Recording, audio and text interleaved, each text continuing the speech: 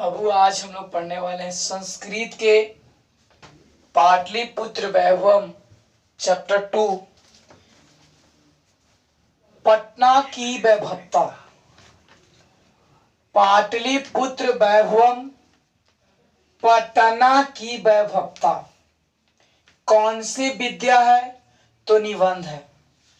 देखिए, हम लोग सही से किताब पढ़ेंगे और एकदम अच्छे तरीके से कंप्लीटली ऑब्जेक्टिव सब्जेक्टिव के साथ आगे बढ़ते जाएंगे। कहा जाता है द्वितीय पाठ। देखिए, आपका ये किताब है, थोड़ा जूम भी कर लीजिएगा। ये द्वितीय पाठ है पाटलिपुत्र वैभवम। ई वाला तो नहीं दिखाई दे रहा होगा, लेकिन ये वाला तो दिखाई दिया ही होगा। थोड़ा जूम करिएगा तो सब लोग के लगेगा। पाटलिपुत्र वैभवम कौन सी विद्या है बाबू? तो निबंध है। तो यानी कि पाटलिपुत्र वैभवम के मतलब होता है कि पटना की वैभवता। पाटलिपुत्र वैभवम पटना की वैभवता। बिहार राज्यस्य राजधानी नगरम पाटलिपुत्रम सर्वेषु कालेषु महत्वधारयत्। बिहार राज्यस्य राजधानी नगरम पाटलिपुत्रम सर्वेषु कालेषु महत्वधारयत्। यानी कि बिहार राज्य की जो राजधानी है पटना, ये पाटलिपुत्र जो है सभी काल में इसका रूप मतलब महत्वपूर्ण रहा है। महत्वपूर्ण रहा है किसका? पटना का। प्राचीन काल से सभी कालों में इसका, आज जो हमारा बिहार की राजधानी जो पटना है, ये सभी कालों में महत्वपूर्ण इसकी रही है।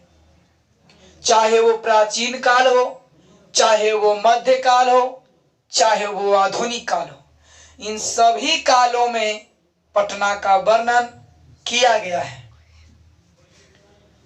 अस्य इतिहास साधर सहस्र स्वदीय वर्ष परमिति वर्तते। यानी कि कहा जाता है कि पटना का इतिहास 2500 वर्ष पुराना है। कितना वर्ष पुराना है? 2500 वर्ष पुराना है। यानी कि बउआ कहता है कि पटना का इतिहास 2500 वर्ष पुराना है। अत धार्मिको क्षेत्रे राजनीतिक क्षेत्रम उद्योग क्षेत्रम च विशेषणम ध्यान आकर्षकम। यानी कि यहाँ जो है एक से एक धार्मिक क्षेत्र, एक से एक राजनीतिक क्षेत्र, उद्योग क्षेत्र और एक से एक ध्यान को आकर्षक करने वाली क्षेत्र है। पटना में है ना, पटना में एक से एक धार्मिक क्षेत्र, धार्मिक स्थल है ना, पूजा पाठ, देवी मंदिर है, बहुत से ऐसे ऐसे स्थान है, धार्मिक क्षेत्र है। फिर कहता है एक से एक वहां क्या है? तो राजनीतिक क्षेत्र है। कहाँ में? पटना में, है ना। उद्योग क्षेत्र है, वहां एक से एक रोजगार का केंद्र है, एक से एक लोग रोजगार करते हैं और अनेक को वहां ध्यान को आकर्षक करने वाली क्या है? केंद्र है। वैदेशिका यात्रिण मेघाश्रितायान हुएंसांग इति प्रभृत्य पाटलिपुत्रस्य वर्ण स्व स्मरण ग्रंथेषु चक्रु। कहा जाता है कि यहाँ पटना के बारे में एक से एक विदेशी आए, एक से एक विदेशी आए और पटना के बारे में वर्णन किए हैं। और पटना में विदेशी कौन कौन आए? तो मेगास्थनीज आए। याद करिए, है ना, याद कर जहिया पढ़ाए थे कोची कि पटना में मेगास्थनीज आया था। और मेगास्थनीज कौन था?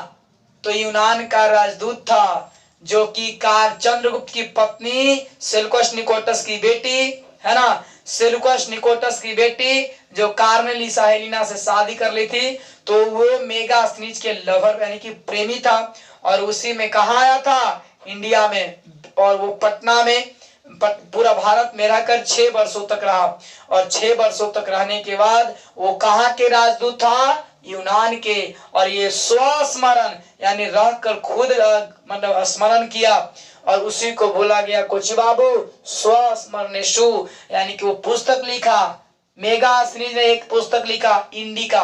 कौन लिखा? इंडिका। इंडिका नामक पुस्तक किसने लिखा? तो मेगास्थनीज ने। इंडिका नामक पुस्तक किसने लिखा? तो मेगास्थनीज ने। और इंडिका का अर्थ क्या होता है?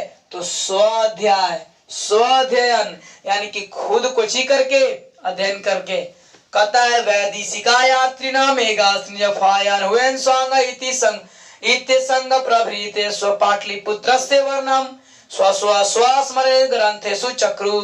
यानी कि विदेशी यात्री मेगास्थनीज फायान हुएन सॉन्ग, है ना, एक से एक विदेशी यात्री आए और स्वस्मरण करके पटना के बारे में लिखें। पाठेयस्मिन् पाटलिपुत्रस्य वैभवस्य सामान्य परिचय वर्तते। यानी कि इस पाठ में पटना की वैभवता का कुछ ही किया गया है, सामान्य परिचय दिया गया है। इस पाठ में पटना के बारे में सामान्य परिचय दिया गया है। कहाँ के बारे में बाबू? तो पटना के बारे में। आइए हम लोग इस परिचय को पढ़ते हैं। प्राचीनेषु भारतीयेषु नगरम, है ना, नगरेस्य न्यूनतम पाटलिपुत्र गंगम वसीचित्रम, वसी द्विचित्रम महानगरम बभूव। कहा जाता है कि प्राचीन काल से ही भारतीय इतिहास में, प्राचीन काल से ही भारतीय इतिहास में गंगा नदी के किनारे पाटलिपुत्र का, पाटलिपुत्र महानगर का चर्चा मिलता है, चर्चा किया गया है। ये आज से नहीं है, ये प्राचीन काल से है। ये प्राचीन काल से ही पटना के, है ना, भारत के एक नगर पटना गंगा नदी के जो किनारे में बसा हुआ है, ये महानगर का चर्चा मिलता है। तद्वेष, है ना, तद्वेष से दामोदर गुप्ते नामे कवि कूटनीमताख्य काव्य कथयति। तब जो है जाकर के दामोदर गुप्त नाम के कवि कूटनीमताख्य काव्य में लिखे हैं।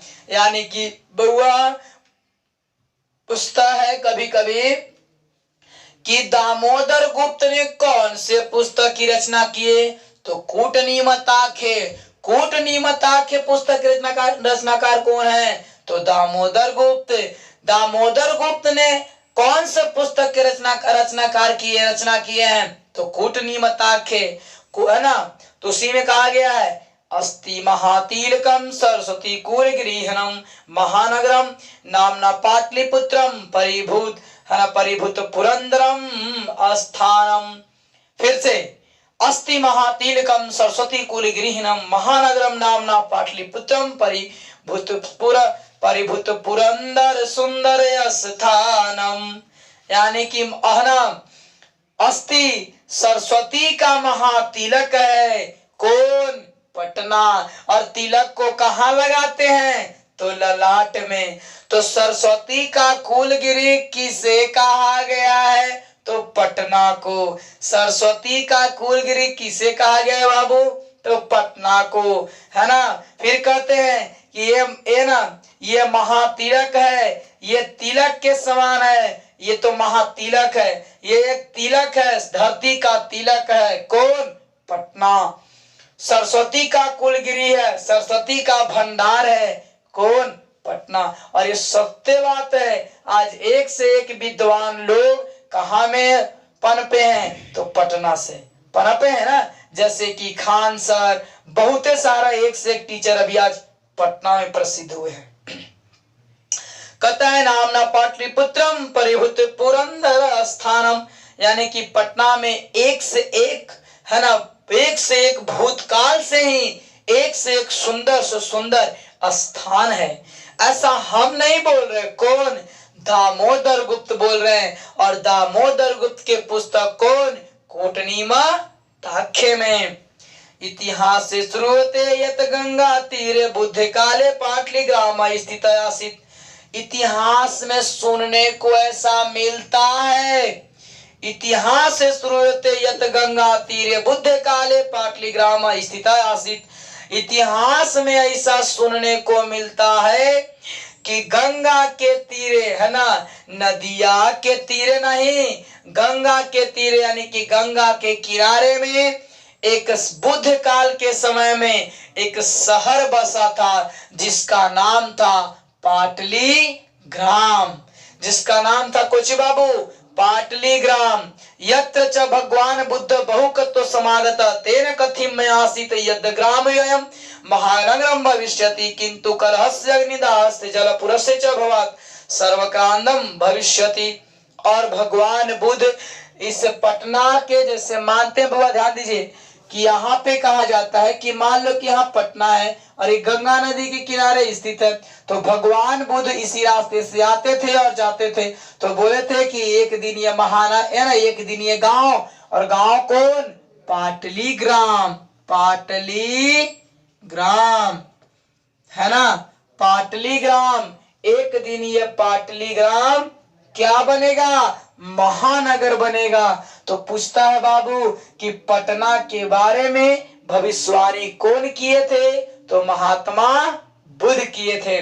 बोले एक दिन ये गांव महानगर बनेगा, और महानगर ही नहीं, बोले कि ये महानगर बनेगा लेकिन इससे 3 चीज से डर रहेगी, आग, पानी और गृह कलह। आग, पानी और गृह कलह। आग, पानी और गृह कलह से किसको डर रहेगा, पटना को। पटना की भविष्यवाणी कौन किए थे, तो महात्मा बुद्ध किए थे, है ना। एक दिन ये गांव क्या बनेगा, तो महानगर बनेगा। कौन गांव, तो पाटली ग्राम। कालांतरेण पाटली ग्राम एवं पाटलिपुत्रम इति कथित। और उसके बाद से जब ये भविष्यवाणी की महात्मा बुद्ध, है ना, तो ये पाटली ग्राम को पाटलिपुत्र कहलाने लगा। ये पाटली ग्राम क्या कहलाने लगा, पाटलिपुत्र कहलाने लगा, पाटलिपुत्र कहलाने लगा। यानी कि जब से महात्मा बुद्ध भविष्यवाणी किए उसके बाद से ये पाटली जो ग्राम था ये क्या कहलाने लगा, पाटली ग्राम नहीं बल्कि पाटलिपुत्र कहलाने लगा, पाटलिपुत्र कहलाने लगा बाबू।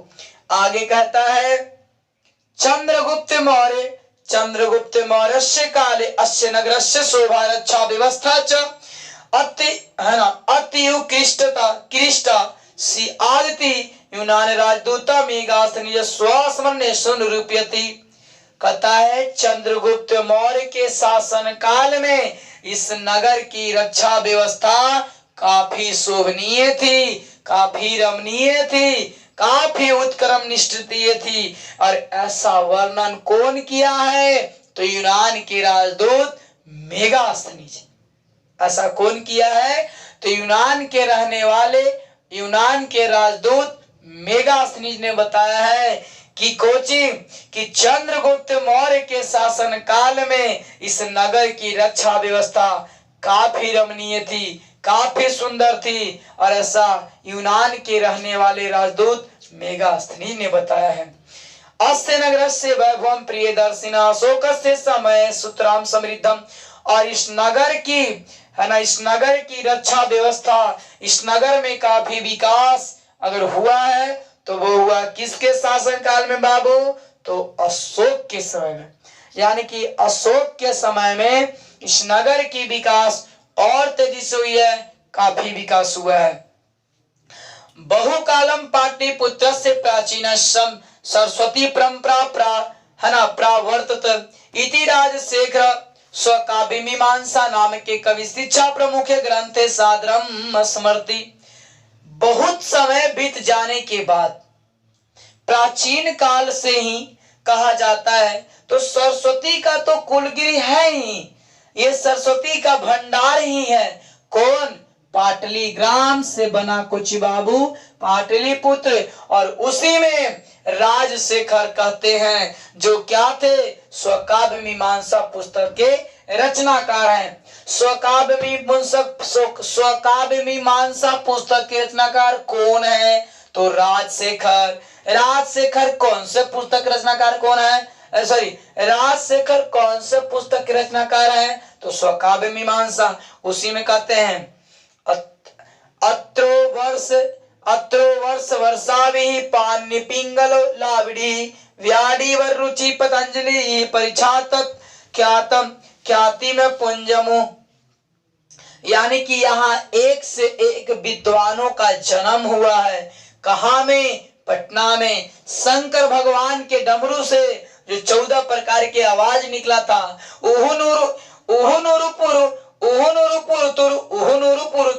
ऐसे करके आवाज जो निकला था ये शंकर भगवान के डमरू से।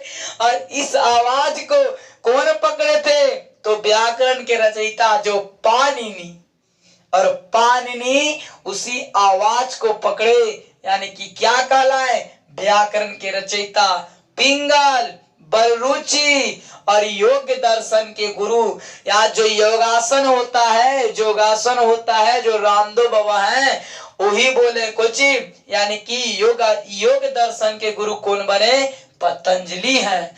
और वो उनका भी जन्म कहाँ हुआ? तो पटना में ही हुआ। कतिपयेषु प्राचीन ग्रंथेषु पुराणादिषु पाटलिपुत्रस्य नामांतरम पुष्पुरम कुसुमपुर वा प्राप्यते। बताया जाता है, कुछ लोगों का ऐसा कहना है कि प्राचीन संस्कृत ग्रंथ में जो पटना को जो नाम पड़ा पाटलिपुत्र, ये पहले यहाँ पुष्पपुर से कहा जाता था। कोची बाबू? पुष्पपुर या कुसुमपुर। पुष्पपुरम या कोची बाबू कुसुमपुर। यानी कि देखिए, पुष्प के मतलब होता है फूल और कुसुम के मतलब ही फूल। यानी कि पुष्प यहाँ फूलों की खेती होती थी, बहुत यहाँ फूल होता था, तो इसी कारण से नाम पड़ा कि पुष्पपुर या कुसुमपुर, है ना। कहाँ के बारे में? पटना के बारे में बोला जाता है कि इतिहास में इसका ग्रंथ में मिलता है कि ये जो है पटना, ये पुष्पपुर या कुसुमपुर ऐसा प्राप्त होता है। अनेन ज्ञात यत नगर, है ना, अनेन ज्ञात यत नगर सस्य समीपे पुष्पाणाम, है ना, पुष्पाणाम बहुल उत्पादनम भवति स्म। कहता इस नगर में एक से अनेक कई प्रकार के फूल यहाँ उत्पन्न होते थे, उगाए जाते थे। पटना में एक से अनेक मतलब कितने कई प्रकार के फूल उगाए जाते थे, और इसी कारण से इसका नाम पड़ा पुष्पपुर या कुसुमपुर। तो देखिए बाबू, सबसे पहले पुष्पपुर या कुसुमपुर, उसके बाद गांव के नाम रखा गया पाटलीग्राम। पाटलीग्राम से बुद्ध भगवान भविष्यवाणी किए तो कुछ बन गया पाटलिपुत्र। अब आगे आइए, कहता है, अब इसके बाद आगे कहता है कि पाटलिपुत्र मिति शब्दों अपि पाटल पुष्पानाम पुतली, है ना, पुतलीकार माश्रियत प्रचलित। कहता है जो पाटलिपुत्र जो हम लोग आज कहते हैं, ये कौन से पुष्प के नाम पर रखा गया है? तो पाटल पुष्प। कौन पुष्प? पाटल पुष्प। देखिए, पटना में तो सबसे ज्यादा कोची की खेती होती थी उस समय, पाटलीग्राम में तो फूल की। अब जब ज्यादा फूल की खेती होती थी, इस कारण से नाम रखा गया कोची कुसुमपुर या पुष्पपुर, पुष्पपुर या कुसुमपुर। और अब इसके बाद में, है ना, क्या रखा गया बुआ? एक पाटलीग्राम, और पाटलीग्राम के बाद क्या बना? पाटलिपुत्र। और ये जो पाटल जो शब्द आया है, ये कौन से फूल से रखा गया है? तो एक प्रकार का फूल होता था, उसी फूल से रखा गया है पाटल पुष्प। ऐसा कुछ ग्रंथ में ऐसा मिलता है, विद्वानों का ऐसा मानना है जो अभी तक चल रहा है। शरत काले नगरे अस्मिन् कौमुदी महोत्सव इति महान समारोह गुप्त वंश शासन काले अतीव प्रचलित। शरद काल में, है ना, शरद काल में इस नगर में एक कौमुदी महोत्सव मनाया जाता था। और किसके शासन काल में? तो गुप्त वंशों के शासन काल में। कौन वंश के शासन काल में? तो गुप्त वंश के शासन काल में एक महोत्सव मनाया जाता था। कौन महोत्सव बाबू? तो कौमुदी महोत्सव मनाया जाता था। और ये कौमुदी महोत्सव में होता क्या था कि लोग पूरा एक से एक व्यापारी लोग फूल एकदम सजा के रखते थे और रथ पर राजा महाराजा जो है एकदम सफर करते थे। और जिनका फूल बढ़िया होता था उन्हें इनाम देते थे। कौन? राजा महाराजा, है ना। इसीलिए कहा गया है कि ये जो शरद काल में पूछेगा कि कौमुदी महोत्सव कौन से काल में? तो शरद काल में। कौमुदी महोत्सव किसके शासन काल में? तो गुप्त वंश के शासन काल में। किसके शासन काल में कौमुदी महोत्सव प्रचलित था? तो गुप्त वंश के शासन काल में। कहता है कि तत्र सर्वे जना आनंद मग्ना भुवन संप्रति दुर्गा पूजा अवसरे तादृश एवं समारोह दृश्यति। कहता है और उस समय सभी जना माने लोग, सभी लोग आनंद मग्न रहते थे, सभी लोग मस्त रहते थे, आनंदित रहते थे। कहाँ के? पटना में। और कौन महोत्सव लगता था? कौमुदी महोत्सव लगता था। कौमुदी महोत्सव कब लगाए जाते थे? तो शरद काल में लगता था। किसके शासन काल में लगता था? तो गुप्त वंश के शासन काल में लगता था। और कहता है ऐसा अब जो है एक छोटा सा टुकड़ा, ऐसा एक त्योहार देखने को मिलता है दुर्गा पूजा जैसा। कैसा बाबू? दुर्गा पूजा। अब कौमुदी महोत्सव के जैसा वर्तमान में कौन त्योहार देखने को मिलता है? तो दुर्गा पूजा। ये वो बड़ा नहीं, एक छोटा सा रूप है कौमुदी महोत्सव का। सोच सकते हैं। काल चक्रवाद यद्यपि मध्य काले पाटलिपुत्रम वर्ष, है ना, वर्ष सहस्र परिमितम जीर्ण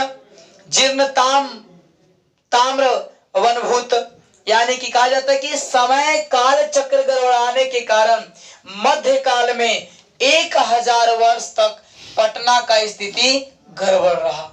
यानी कि पटना का स्थिति कितने वर्ष तक गड़बड़ रहा? तो 1000 वर्ष तक पटना की स्थिति क्या रही बाबू? खराब रही।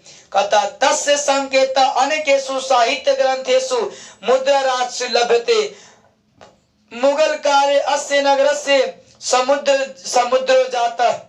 और अब मुगल काल जब आया तो मुगल काल में इस नगर का कुछ थोड़ा उद्धार हुआ।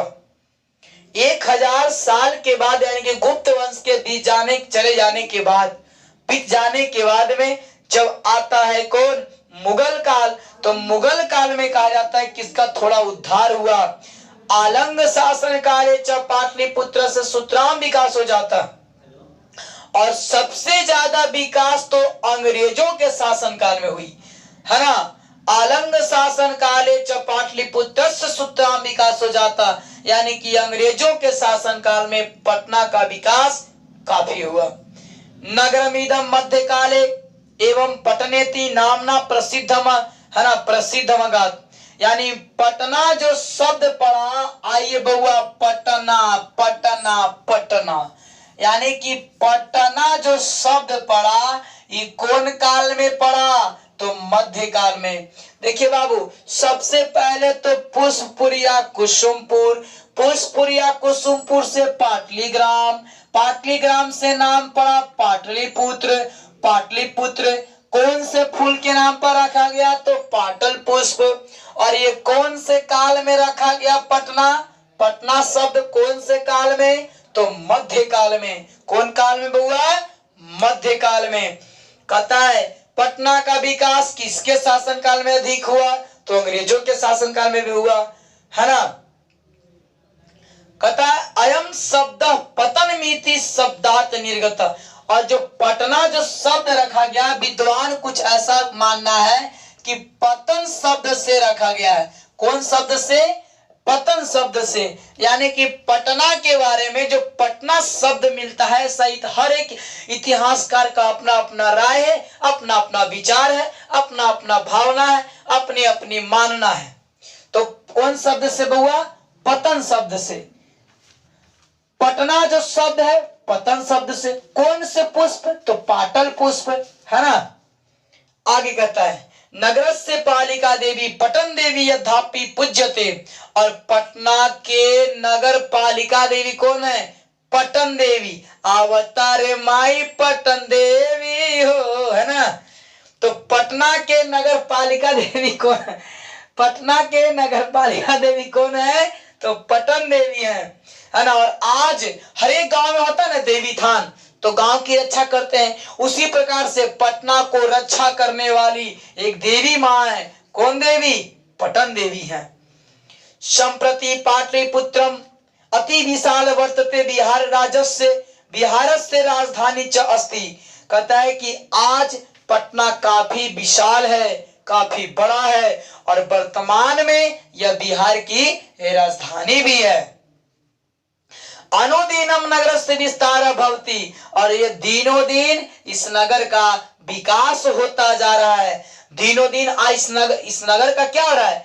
विकास होता जा रहा है। अस्य उत्तर, है ना, अस्य उत्तर श्याम दिशि गंगा नदी प्रवहती। और इसके उत्तर दिशा में कौन नदी का वह बहती है? तो गंगा नदी बहती है। यानी कि पटना के उत्तर दिशा में गंगा नदी बहती है। तस्या उपरी गांधी, है ना, तस्या उपरी गांधी सेतु नाम एशिया महादेश से दीर्घतम सेतु किंच रेल, है ना, रेल यान से सेतुर ऊपरी सेतुर उपपी निर्माण वर्तते। कहता है कि इस गना कि गंगा के उत्तर दिशा में पटना, है ना, इसके उत्तर दिशा में, यानी कि पटना के उत्तर दिशा में कौन नदी है? तो गंगा है। और गंगा के बीचों बीच में एशिया महादेश के सबसे बड़ा पुल है। कौन पुल? गांधी सेतु पुल। और उसके ऊपर रेलवे के क्या बनाया जा रहा है? आवागमन के उस पर निर्माण हो रहा है।